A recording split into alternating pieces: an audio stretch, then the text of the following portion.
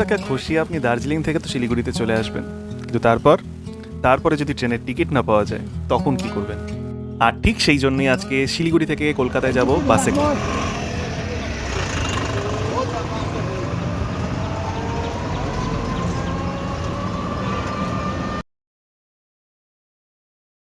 আমার বাস ছাড়বে রাত 8:50, এখন বাজে 3:30, অতএব সবার আগে আমাকে লাঞ্চ করতে হবে, কিছু তো খেতে হবে নাকি?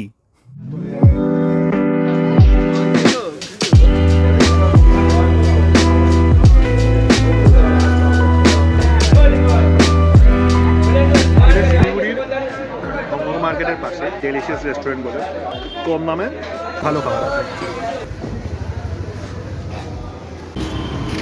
তো শিলিগুড়ি থেকে যদি কিছু কিনতে হয় কারোর জন্য, হংকং মার্কেট থেকে জামা কাপড় কিনে কোনো লাভ নেই, তার থেকে মোমো কিনে আনবেন। আমি বাস বুক করে নিয়েছি, বাসটা হচ্ছে 9:50, সরি 8:50। এবার দেখতে হবে কোথা থেকে ছাড়বে সব দেখতে হবে।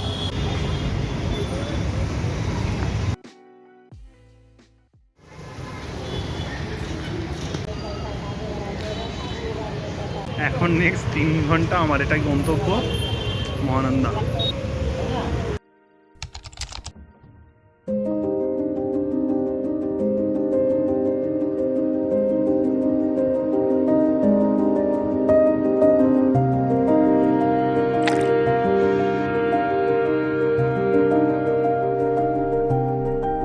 আলো কমেছে, মশা বেড়েছে, এবার আমার আর ধৈর্য কুলাচ্ছে না।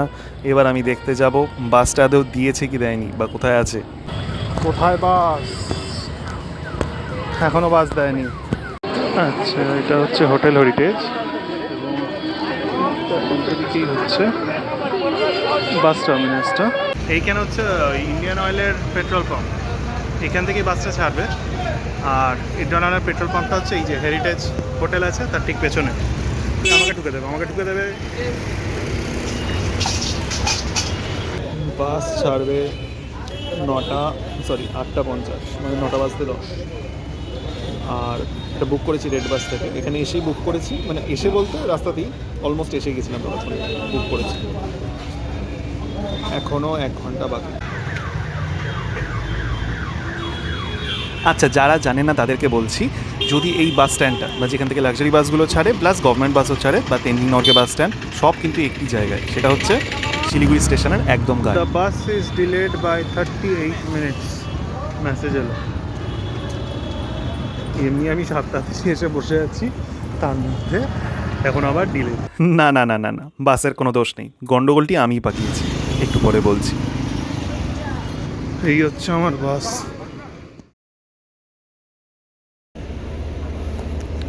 এইটা হচ্ছে আমারটা, বাকিটা বাস ছাড়ুক তারপর বলবো। আবার ঘটনা পাকিয়েছি, বাস ছাড়লো। এবার ব্যাপারটা হচ্ছে, এখানে দুটো পেট্রোল পাম্প আছে, একটা হচ্ছে ভারত পেট্রোল পাম্প আর একটা হচ্ছে ইন্ডিয়ান। এবার দেখুন, ব্যাপারটা হচ্ছে ইন্ডিয়া ভারত, ভারত ইন্ডিয়া। আমি দাঁড়িয়েছিলাম ভারত পেট্রোল পাম্পের সামনে, বাস দাঁড়িয়েছিল ইন্ডিয়ান অয়েলের সামনে। ফোন না করলে আজকে আমি বাসটা অবধারিত মিস করতাম, কারণ ইতিমধ্যে আমার কাছে আবার একটা নোটিফিকেশান এসেছিল যে 38 মিনিট লেট আছে বাস, যেটা আমি বলেছি একটু আগে। আচ্ছা, দেখিয়ে দিই কী কী আছে না আছে। এটা হচ্ছে এসি ভ্যান্ট, এটা হচ্ছে লাইট, যেটার প্রয়োজন নেই খুব একটা। আর ওই দিকে আছে এইটা হচ্ছে বাটন, যেটাতে কল করলে টয়লেটে লোকজন আসবে, মানে অ্যাটেন্ডেন্ট আসবে টয়লেটে, আমাদেরকে ঢোকাবে আবার বের করবে, নাহলে না জানি কে কী ছড়িয়ে রেখে দেবে, সেই জন্য এটা করা হয়। এবং এটির মধ্যে আমার জুতো আছে, যদিও ব্যাগ রাখার জায়গা নেই।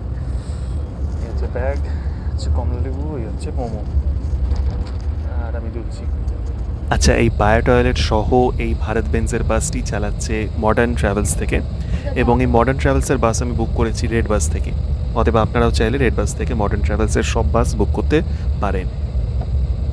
বাস ছাড়ার 1 ঘন্টা আগে সবার ফোনে মেসেজ গেছে যে টয়লেট কোথা থেকে কোথায় ইউজ করা যাবে, কতক্ষণ ইউজ করা যাবে, কীভাবে ইউজ করা যাবে, সব পরে বলছি আমি। কিন্তু এখন বাসের মধ্যেই কিছু প্যাসেঞ্জারের প্রবলেম হচ্ছে, কেন এখন বাসে টয়লেট ইউজ করা যাচ্ছে না। কি মুশকিল বলুন, মেসেজ তো করা হয়েছিল, সেটা পড়ার ইচ্ছে জাগেনি, সেটা পড়ার প্রয়োজন মনে করেনি, এখন কি করা যেতে পারে? আপনাকে তো ভালো মতোই বললাম যে স্যার এটা বুকিং হয়ে গেছে, আপনি পরের সিটটা চলে যান। 10-15 মিনিট, এটা অনেকটা ডিসটেন্স।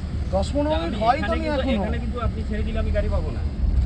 আমি তো ছাড়ার কথা আপনাকে তো বলছি না, না। আমার ব্যাপারটা হচ্ছে যে আমার তো, আমি যেহেতু পে করছি তাহলে আমার তো ফিটা ওরকম লাগবে। দিয়ে গেল।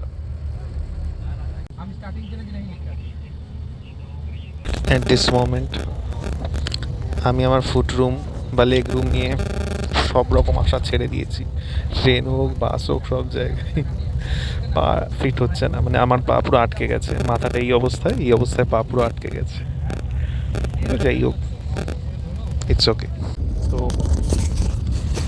জার্নিটা মোটামুটি স্মুথ আছে, বসলে একটু অসুবিধা হচ্ছে,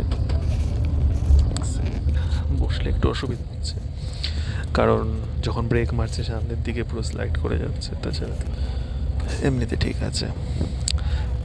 হ্যাঁ হ্যাঁ, থ্যাংক ইউ।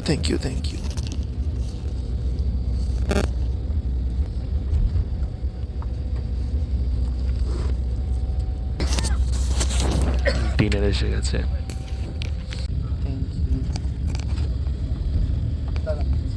আমি জেনারেলি অনেক কিছুই রেকমেন্ড করি না সব জায়গায়, যেখানে যাই, যা খাই, এটা রেকমেন্ড করবো এই বাসটাকে। সার্ভিস খুব ভালো, খুবই ভালো।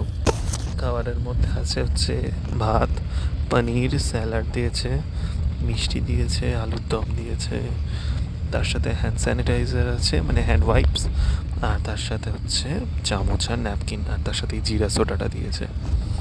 তো সব মিলিয়ে খাসা।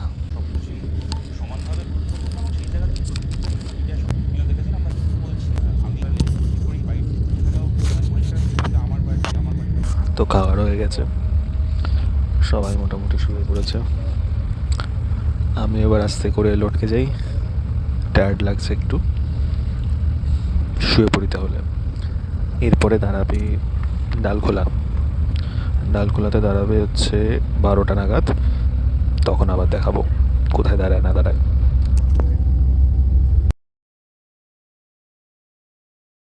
খুব ভালো ঘুম হচ্ছে। এখন বাজে 12:30, 12:15। বাস এখন পৌঁছেছে রায়গঞ্জ টোল, এবং এইখানে যে নামতে পারে 5-7 মিনিট দাঁড়াবে।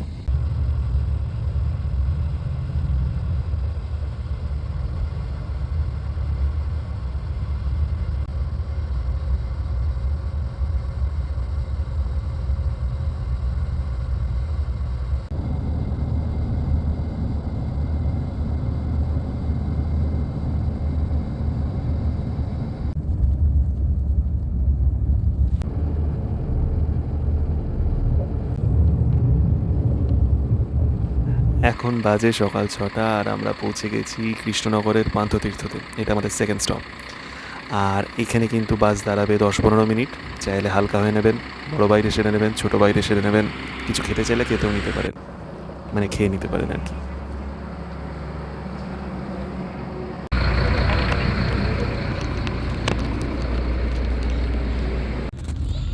আমরা রওনা দিলাম ফ্রম কৃষ্ণনগর, আর যতদূর সম্ভব 2 ঘন্টা মতো লাগবে, 2 ঘন্টা কি 2.5 ঘন্টা মতো লাগবে মধ্যমগ্রাম পৌঁছাতে। আচ্ছা, আপনাদেরকে একটা টিপ দিয়ে রাখি, যাদের একটু পেট পাতলা আছে তারা কিন্তু এই সেকেন্ড রেস্ট স্টপ যেটা হবে সেখানে কিন্তু অবশ্যই নিজেদের বড় বাইরে সেরে নেবেন, নাহলে এরপরে কিন্তু জ্যাম আসতে পারে, যত বেলা বাড়বে জ্যাম বাড়বে, যার কারণে কিন্তু একটু লেট হতেই পারে। আমি যদিও নেমে যাব মধ্যমগ্রামে, কিন্তু আপনারা তো সবসময় মধ্যমগ্রামে নামবেন না, হয়তো তারপরেও নামতে পারেন।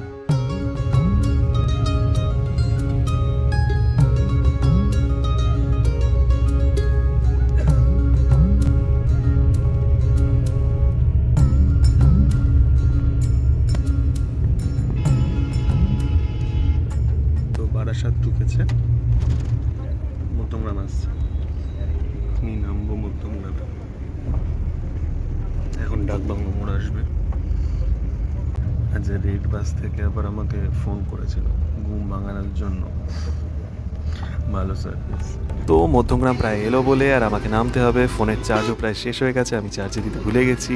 তো যাই হোক, ভিডিওটি কেমন লাগলো অবশ্যই কমেন্টে লিখে জানাবেন, আর পারলে লাইক করে দেবেন, সাবস্ক্রাইব করবেন। ওম শান্তি।